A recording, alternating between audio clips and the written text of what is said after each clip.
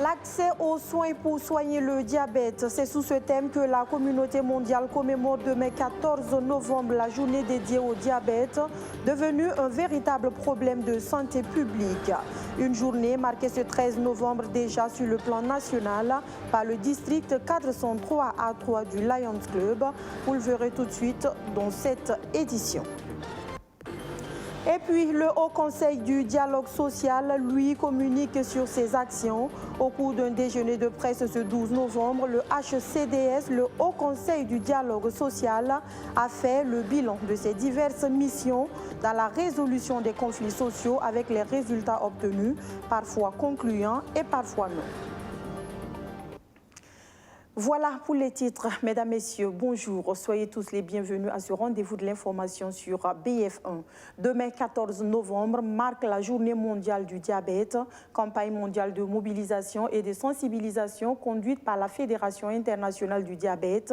Elle est marquée par anticipation ici au Burkina Faso par le Lions Club, district 403A3, qui veut réduire le nombre de personnes atteintes au Burkina Faso, estimé à 1 million. Les précisions de Abdouaziz Sari. Le diabète, une maladie chronique grave qui apparaît lorsque le pancréas ne produit pas suffisamment d'insuline ou lorsque l'organisme n'utilise pas correctement l'insuline qu'il produit. Le nombre de personnes souffrant de cette maladie a pratiquement quadruplé depuis 1980. La prévalence de la maladie augmente dans le monde entier, en particulier dans les pays à revenus faibles ou intermédiaires. Une hausse qui, selon le Lions Club, s'explique en partie par l'augmentation de l'obésité et de la sédentarité. À cette cérémonie de lancement des activités commémoratives de la Journée mondiale de lutte contre le diabète, le district 403A3 sensibilise les Burkinabés à la pratique d'activités physiques. Il faut manger moins gras, moins sucré, puis faire du sport, quoi. En faisant le sport, on s'entretient et on brûle les graisses, hein, donc on brûle les sucres et tout que l'on consomme en excès, et donc c'est autant de choses qui éloignent, on va dire, le diabète. L'année 2020 marque les 100 ans de la découverte de l'insuline. Pourtant, des millions de personnes atteintes de diabète à travers le monde n'ont toujours pas accès aux soins adéquats. Le ministère de la Santé est conscient de cette réalité et s'engage à développer des initiatives pour soutenir et suivre les quelques 1 million de Burkinabés atteints du diabète. Et dans les ménages, 50% souvent du budget des ménages est utilisé pour le traitement de ces maladies-là. Et c'est dans ce cadre-là aussi que le ministre de la Santé, avec son département, ainsi que ses supérieurs, ses plus hautes autorités telles que le président du FASO, ont décidé de mettre en œuvre la couverture sanitaire universelle, qui prendra en œuvre en fait tous ces aspects-là, et de militer également pour voir, par rapport aux personnes âgées, quelles sont les maladies prioritaires qui peuvent prendre en charge et pour le soin et les traitements, pour faire baisser la charge des ménages par rapport aux dépenses aux soins de santé. En attendant la concrétisation de ces promesses, le Lions Club dépiste des populations afin de leur permettre de connaître et contrôler leur taux de glycémie. Pour la campagne qui est lancée ce jour, nous avons l'ambition de pouvoir impacter au moins 700 000 bénéficiaires, de dépister au moins 7 000 personnes. Mais nous avons la grande ambition de sensibiliser au moins 3 millions de Burkinabés sur le diabète et ses facteurs de risque. La Journée mondiale du diabète a vu le jour en 1991 à l'initiative de la Fédération internationale du diabète et de l'Organisation mondiale de la santé, OMS. Elle est célébrée chaque année le 14 novembre, date d'anniversaire du médecin et scientifique canadien Frederick Banting, qui avait découvert l'insuline avec son confrère Charles Best en 1922. La société de médecine interne du Burkina Faso, SOMI-BF, qui n'était pas en marge de cette commémoration, elle a organisé ce jeudi 11 novembre à Bobo-Dioulasso un cross populaire. L'objectif est le même, sensibiliser les populations aux bienfaits des activités sportives afin de réduire considérablement les risques liés au diabète. Mariam Serré, Soto Justin Dabiri. La pratique régulière d'activité physique contribue fortement à lutter contre certaines maladies, notamment le diabète. Dans le cadre des activités du 2e congrès de la Société de médecine interne du Burkina Faso, les médecins internes montrent l'exemple à travers un cross populaire. Ils ont parcouru une distance de 4 km de la place Thomas Sankara à la place Teofo Amoro. Nous devons donc donner l'exemple. Donner l'exemple afin qu'avec les patients et les autorités politiques, nous puissions améliorer l'accessibilité des soins aux patients diabétiques et surtout l'accès à des soins de qualité. Mais ce qu'on peut faire déjà à travers donc, notre comportement, on peut déjà prévenir la survenue donc, de ces maladies. Prévenir comment? En faisant quoi? Justement en menant ces activités, une activité sportive qui permet, n'est-ce pas, d'éliminer les excès, qui permet d'éliminer les dérivés oxydés et qui sera encore plus éliminé avec la consommation de fruits. Ce cross a pour objectif de sensibiliser les populations du Burkina Faso et de Bobo-Dioulasso en particulier sur la maladie du diabète et de promouvoir la marche contre les activités de prévention contre cette maladie. À la suite de ce cross, il y a des activités de dépistage volontaire et gratuit et de sensibilisation à travers la ville de Bobo, mais aussi dans toutes les autres régions qui vont s'étaler jusqu'au 10 décembre. Il y a à Bobo ici, vous avez le marché de fruits, vous avez le CSP d'Akarville, vous avez le CSP de Lafiabougou, et vous avez à Dafra. Donc nous invitons la population à sortir massivement pour aller se faire dépister. Le diabète est une maladie grave qui constitue un problème de santé publique. Les populations sont invitées à adopter de bons comportements afin d'éviter ce type de maladies non transmissibles qui sont provoquées par les habitudes de consommation. Cette information en bref avant de poursuivre. Sachez qu'après l'ultimatum du CEFOP au président Kaboré, les rencontres du parti au pouvoir se multiplient. Après celle tenue à Fadangourma à la veille même de la sortie du mouvement U-Goulmoufi, le bureau politique national du parti au pouvoir est en concertation en ce moment même. Rien n'a encore filtré pour ce qui est de l'ordre du jour, mais on pourrait penser que les voies et moyens pour contenir les manifestations en vue seront évoqués.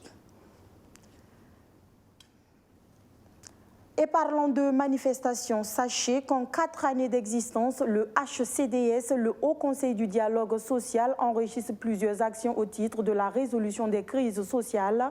Conséquence, on note qu'en 2021, il y a une accalmie relative à la fronde sociale. Problème, l'institution de Jean-Marc Palme ne se voit toujours pas sous le feu des projecteurs. Alors, elle prend les devants. Hier, le HCDS était en conclave avec la presse. Question de lui dérouler toutes ces actions menées jusque-là pour plus de visibilité. Benjamin Kwame. Un livre pour présenter et justifier le contexte de création du Haut Conseil du dialogue social. Mais pas que. Il révèle également les principaux acteurs qu'il compose. Le HCDS intervient d'abord en tant que médiateur entre groupes de travailleurs organisés, les acteurs du secteur informel, de la formation professionnelle, le secteur privé, pour ne citer que ceux-ci. Les acteurs de l'institution composée de représentants du gouvernement, de l'unité d'action syndicale et le patronat burkinabé ont, durant l'année 2020, réglé des crises entre gouvernement et acteurs syndicaux, ce qui a permis de ramener un peu d'accalmie sur le plan social. Il y a la question des transporteurs que nous avons résolue. Il y a également notre intervention à la santé. Nous avions proposé à l'époque des mesures claires, précises au ministre de la Santé, qui n'a pas suivi, mais qui a vu les conséquences après et qui est revenu à ce qu'on avait proposé. Les BTP aussi, nous avons eu des retours favorables et le ministre a bien voulu nous écouter et il est revenu sur les mesures qu'il avait prises. D'autres actions préventives sont à mettre à l'actif du HCDS, dira Jean-Marc Palme. à l'occasion de ce cadre d'échange. Clairement, le Haut Conseil du dialogue social est circonscrit uniquement dans le monde du travail ou dans le cadre professionnel. Il est sous la tutelle de la présidence du FASO. Mais dans ses actions, le HCDS dit rencontrer d'énormes difficultés, notamment celles liées au financement. Nous tentons d'anticiper les crises. Parce que c'est ça en fait l'essentiel. Il faut l'admettre, hein, il y a une démotivation qui commence à gagner et les vice-présidents et le personnel administratif. Du fait qu'un certain nombre de droits ne sont pas reconnus. Ou en tout cas, ce n'est pas effectivement appliqué, quoi. Donc il y a quand même ça. Alors qu'on leur met la pression pour travailler. Et il faut qu'on arrive à résoudre ces questions pour mettre les gens dans une certaine ambiance, une certaine quiétude qui leur permet de travailler. Il est bon de savoir également que le HCDS s'est engagé à contribuer à l'amélioration d'un climat de paix tout en restant dans la neutralité depuis son institutionnalisation.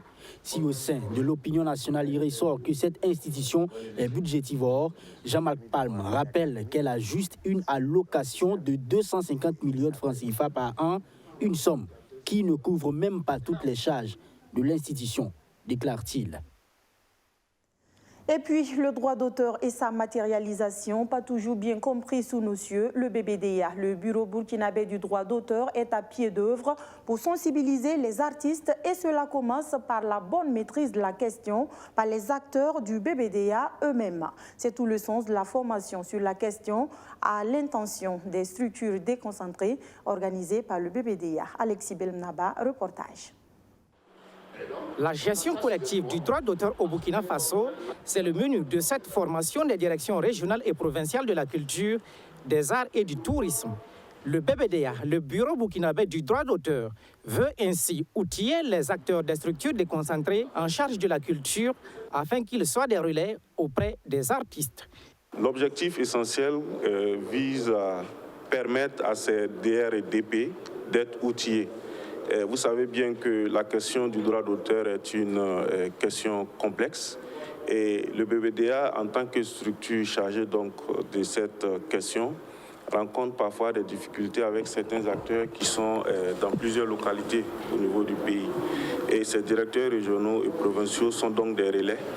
N'ayant pas suffisamment de structures déconcentrées, le BBDA veut compter sur ses directions régionales et provinciales en charge de la culture pour la diffusion de bonnes informations aux adhérents.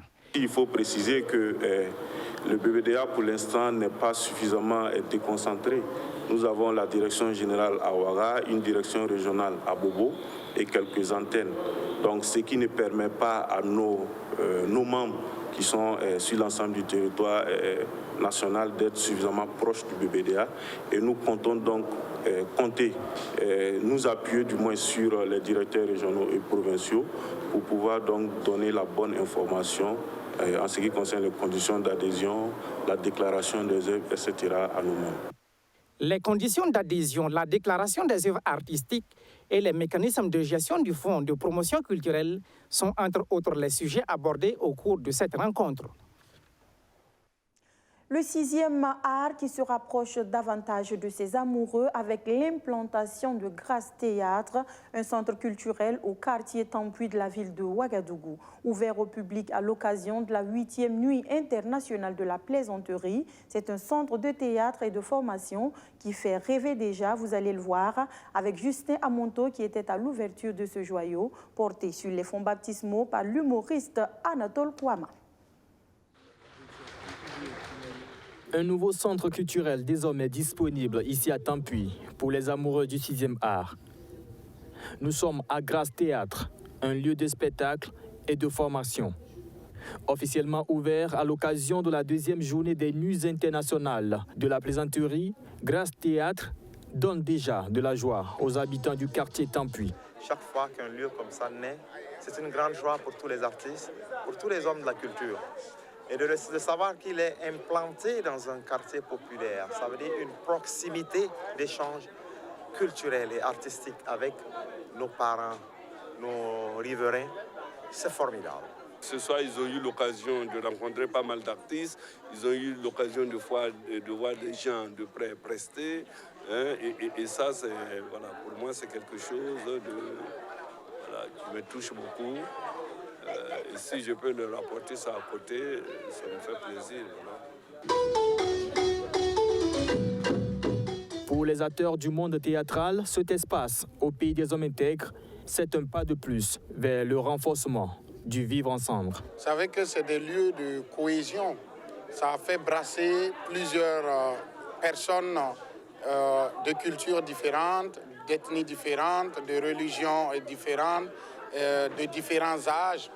Et c'est ce qu'on demande. C'est un lieu de création d'intelligence collective. Les initiateurs du centre invitent les autorités burkinabées à plus d'accompagnement afin d'ouvrir d'autres centres du 6e art dans d'autres quartiers de la ville de Ouagadougou, tels que Nagrin et Zaktouli.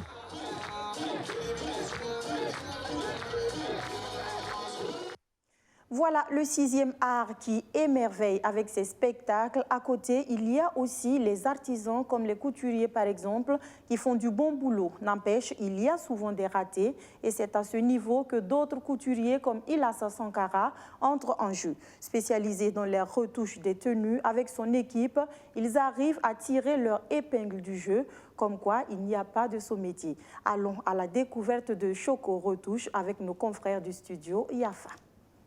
Au côté, il veut voir la longueur des manches là.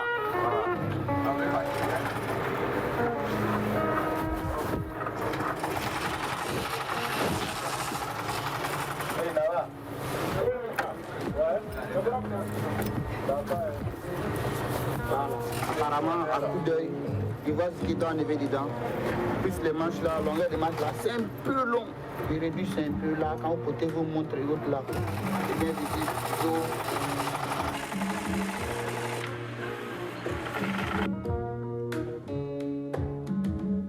Tout a commencé depuis la Côte d'Ivoire. Je suis allé en vacances pour rendre visite à la famille. Maman m'a dit, petit, machine est là, ça ne sert pas, personne ne travaille dessus. Donc de prendre que ça peut me servir. C'est en ça l'idée est venue de commencer à faire les designs que je vendais là. Les t-shirts à 10 Abeba. Après ça, mon t-shirt est tombé, il ne savait pas quoi faire. Il dit non, il est venu voir un monsieur là, il vend les brodes. Je sais qu'avec lui, on peut travailler là, il vend. Moi, quelqu'un paye ici, c'est grand, je diminue. Et puis paf, c'est relancé. C'est le travail lancé comme ça. Après, il était saturé. Il ne pouvait pas faire le travail là seul. Il était obligé de faire appel à d'autres qui pouvaient faire le travail.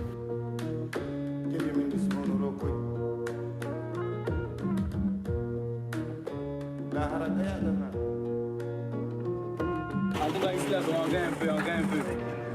Quand on vient le matin, si tu es très inspiré, tu peux sortir avec une somme de 6 000.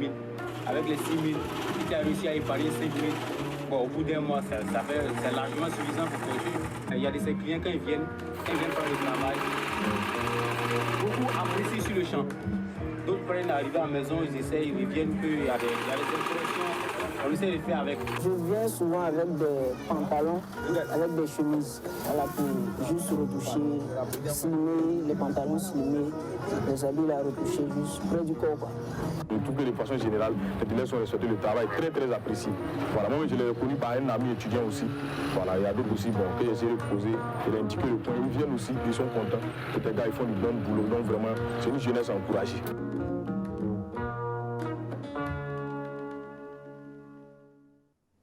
Depuis ce 11 novembre, on connaît le budget 2022 de l'Association burkinabé des domaines Internet. Un peu plus de 504 millions de francs CFA, c'est le montant global de ce budget adopté au cours de la 3e session du conseil d'administration de l'association, tenue en marge de la semaine du numérique qui prend fin ce 13 novembre même à Bobo-Dioulasso. Les précisions de Mariam Serré et Soto Justin Dabiri. 504 111 202 francs CFA, c'est le budget annuel exercice 2022 adopté par les membres du conseil d'administration de l'Association burkinabé des domaines Internet ABDI.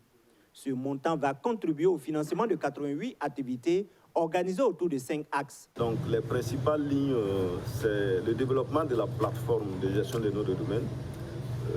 La deuxième ligne, c'est le développement des contenus locaux. La troisième ligne, c'est la promotion d'une manière générale, la publicité, l'information, la sensibilisation. Et il y a aussi le volet IPv4 IPv4, migration vers IPv6. Donc vous savez très bien que pour aller sur Internet, pour vous connecter sur Internet, vous avez besoin d'une adresse IP et IP. Donc, actuellement, on utilise la version IPv4. La BDI travaille à la promotion des noms des domaines.bf. Elle encourage l'utilisation des adresses email et des sites qui se terminent par .bf. Le .bf, c'est comme l'indicatif du Burkina au niveau de l'Internet. Donc, l'activité principale, c'est la promotion et le développement de ce .bf pour que le plus grand nombre puisse l'utiliser pour la promotion de l'Internet d'une manière générale.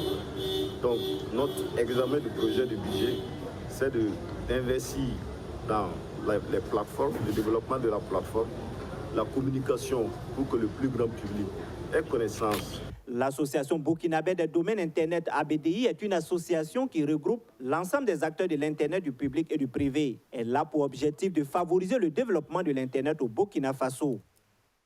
Sport football avant de nous quitter avec les éliminatoires du Mondial 2022. Vous le savez déjà, le Burkina Faso a été tenu en échec hier vendredi par le Niger. Score final d'un but partout entre les deux équipes. C'est un match qui s'est joué sur des pénaltys qui, bien qu'au score nul, n'arrange pas les étalons qui doivent impérativement gagner le match en Algérie s'ils veulent aller au Qatar en 2022. Voilà, mesdames, messieurs, c'est la fin des actualités de la mi-journée sur BF1. C'est également la fin d'une semaine de présentation pour moi. Merci d'avoir été des nôtres.